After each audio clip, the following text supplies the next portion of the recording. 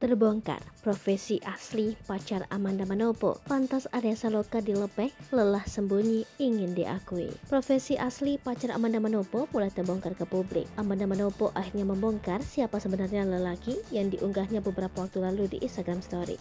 Aktris rekan kerja Arya Saloka itu mengungkapkan, kekasih barunya bukan dari dunia entertain. Kekasih Amanda Manopo juga diketahui tegas terhadap isu yang beredar selama ini.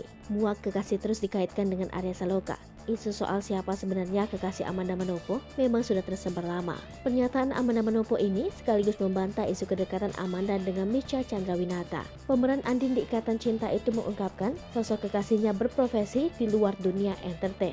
Ingin diakui, Amanda Manopo sempat menceritakan bagaimana sosok kekasihnya marah ketika namanya selalu dicatutkan dengan Arya Saloka. Amanda unggah potret kekasih itu di media sosial, terlebih jika dikaitkan dengan Arya Saloka. Seolah muak, Amanda Manopo memang kerap memilih untuk membeberkan agar tak dikaitkan lagi dengan suami Putri N itu, agar tak ada lagi menuding Arya Saloka selingkuh dengan Amanda Manopo. Sang kekasih juga sering bertanya soal isu-isu miring yang menerpanya beberapa waktu lalu. Akan tetapi, wanita 23 tahun itu memilih untuk diam karena tidak ingin memperkeruh suasana.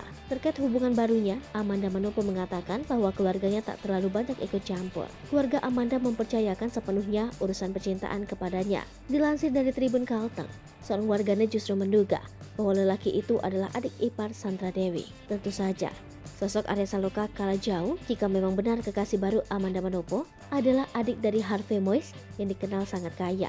Harvey Moise merupakan pengusaha yang berbisnis di bidang batu bara.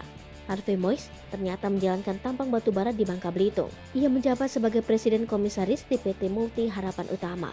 Tak hanya itu, Harvey Moise kabarnya memiliki saham di 5 perusahaan batu bara, yakni PT Refinet Bangkatin, CV Venus Inti Perkasa, PT Tinindo Internusa, PT Sariwiguna Bina Sentosa, dan PT Stanindo Inti Perkasa.